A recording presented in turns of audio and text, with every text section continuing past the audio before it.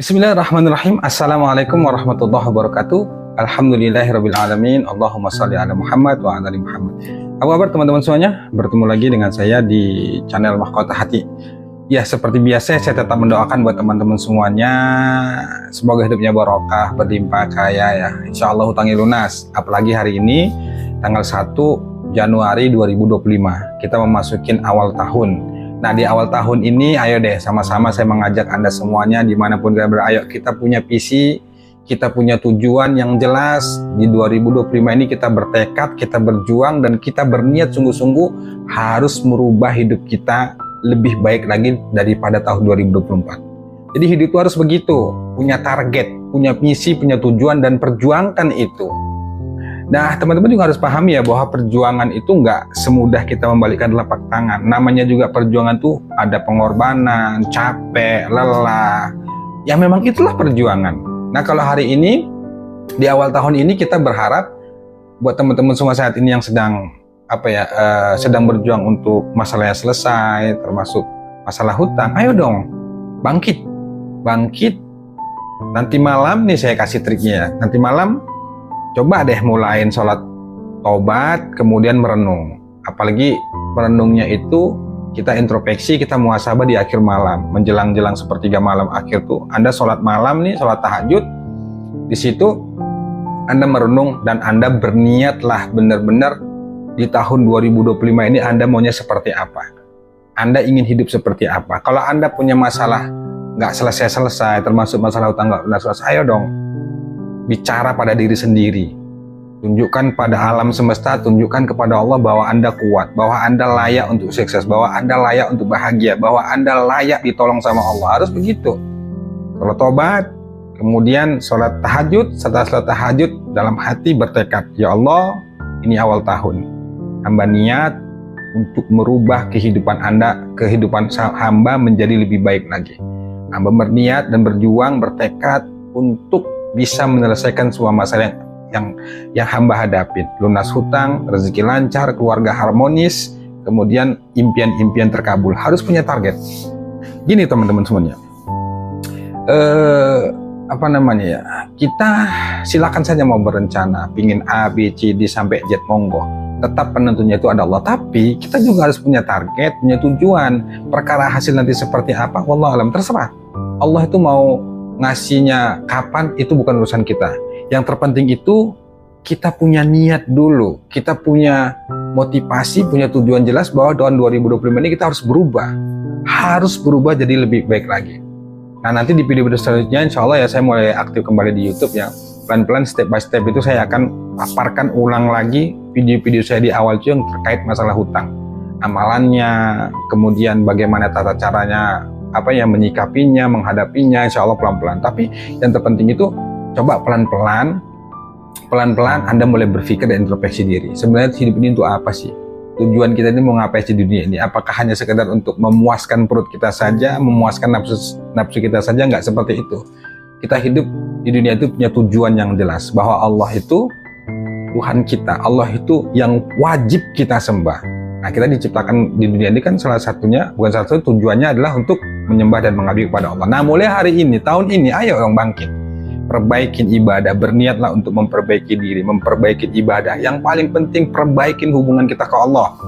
Kalau bingung dari mana memulainya Pak Ustadz, mulailah dari perbaikin sholat. Nah, sholat kita di tahun 2024 insya Allah, ya mudah-mudahan Allah terima. Dan tahun 2025 ini ayo kita berniat, kita perbaikin dulu sholat kita. Waktunya, tata caranya, pokoknya perhatikan.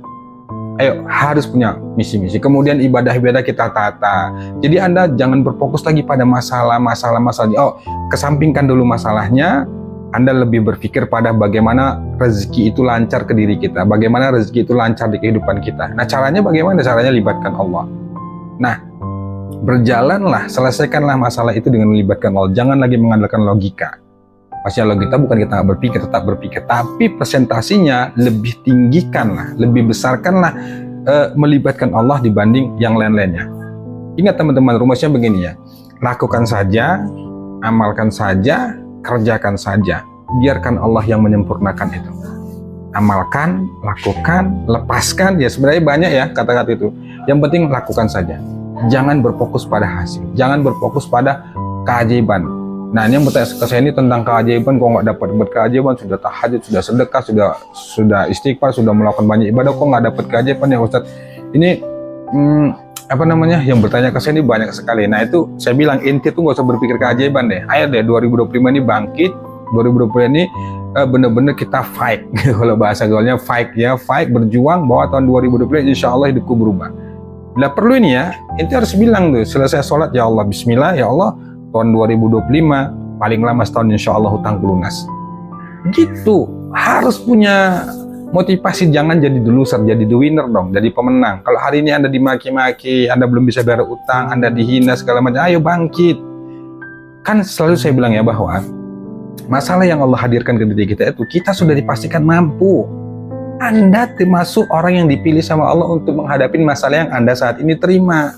Itu artinya kalau Anda dikasih masalah sama Allah itu pasti Anda sudah mampu. Kan berkali-kali saya bilang ya, belum tentu saya mampu menghadapi masalah yang Anda hadapin. Sebaliknya, belum tentu juga Anda mampu menghadapi masalah yang saya hadapin. Jadi artinya Allah sudah ukur tuh takarannya bahwa masalah ini hanya kamu yang bisa menghadapin. Ini masalah ini hanya kamu, berbeda-beda. Jadi jangan Anda berpikir orang hidup di dunia ini hidupnya itu baik-baik saja. Tidak, bos. Semua kita punya masalah, semua kita itu punya problem, yang itu semua juga tujuannya untuk selain untuk menguatkan mental kita, Allah mendidik kita, melatih kesabaran kita, tapi memang itulah bahwa hidup ini adalah ujian, masalah. Sekarang kembali ke kita, bagaimana kita menyikapin masalah itu. Kalau hari ini Anda sedang kebingungan bayar hutang, nggak punya duit, ayo dong libatin Allah. Libatin Allah. Selalu saya katakan udah ke Allah aja dulu. Ente nggak usah pikir solusinya seperti apa, nanti bagaimana, udah datang aja ke Allah dulu. Kejar aja dulu ampunan Allah, perbaikin saja hubungan sama Allah. Tapi bukan berarti nggak ikhtiar ya. Saya katakan begini, ini banyak juga yang salah kaprah. Apa hanya dengan ikhtiar langit saja kita nggak perlu ikhtiar bumi? Ente salah bos, ikhtiar bumi harus tetap dikerjakan. Maksud saya, kalau ente terlalu memaksakan, ini misalnya sudah mentok, Anda sudah mentok, sudah nggak ketemu jalan keluar, Anda bingung nih mau bayar utang pakai apa. Kalau Anda paksakan terus berpikir begitu, Anda bisa stres, bahkan Anda bisa bunuh diri. Nah, caranya seperti apa? Caranya langsung balikkan ke Allah. La haula wala quwata illa billah. Ya Allah, aku lemah, aku nggak mampu. Hanya Engkau yang bisa menolongku ya Allah. Aku pasrahkan segala padamu ya Allah. Datang ke Allah, sholat dulu, minta ampun dulu, kejar dulu tuh ampunan Allah. Terus utangnya gimana Pak? Kan harus dibayar. Kan orangnya juga harus bayar utang itu pakai duit. Jadi gimana? Ya udah hadapin saja, bismillah, yang penting kita libatin ke Allah. Kan bukan kita nggak mau bayar utang, tapi karena memang kita belum ada uang dan belum Allah kasih jalan, sabar dulu bos. Selalu saya katakan bahwa kita itu nggak bisa memaksa, harus sesuai dengan keinginan kita. Kalau hari ini Anda pun dimakikan nggak bisa berutang, belajarlah untuk terima itu, sabar. Sabar, dan kita nggak bisa memaksa harus begini. Ya sakit, ya memang sakit hati. Kemudian kalau dibilang lelah, capek, ya memang itulah takdir hidup yang harus kita jalani. Tapi kembali ke diri kita, ente harus punya motivasi yang kuat. Gak apa-apa ya Allah hari ini aku dimaki, gak apa-apa ya Allah hari ini aku direndahkan, gak apa-apa ya Allah hari ini aku dihina.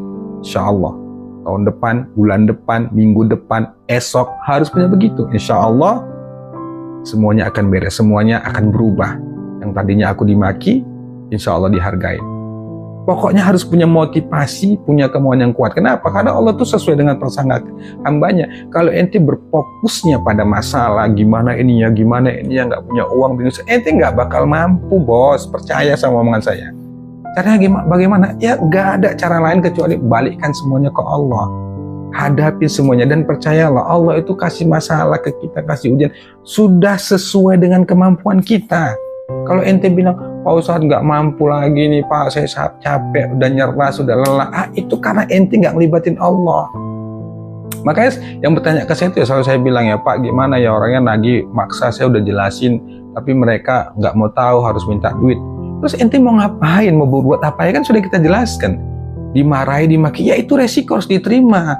Tapi setelah Anda dimarahin, setelah Anda dimaki, jangan ente berfokus pada omongannya.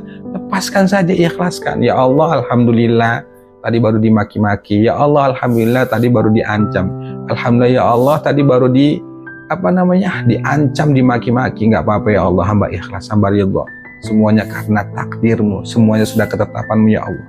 Insya Allah semoga ini jadi jalan ampunan bagiku ya Allah. Udah, lepasin. Biarkan, terima itu, ikhlaskan, dah. Alihkan pikiran itu, fokus pada perbaikan ibadah. Kemudian terus minta sama Allah. Jangan fokusnya pada masalah, jangan teman-teman. Jadi ayo tahun 2025 ini sama-sama kita bangkit, sama-sama kita bismillah. Insya Allah perjuangan kita membuahkan hasil. Dan percayalah, tidak ada yang sia-sia dalam perjuangan dan ikhtiar. Wallahu a'lam bishawab. Wassalamualaikum warahmatullahi wabarakatuh.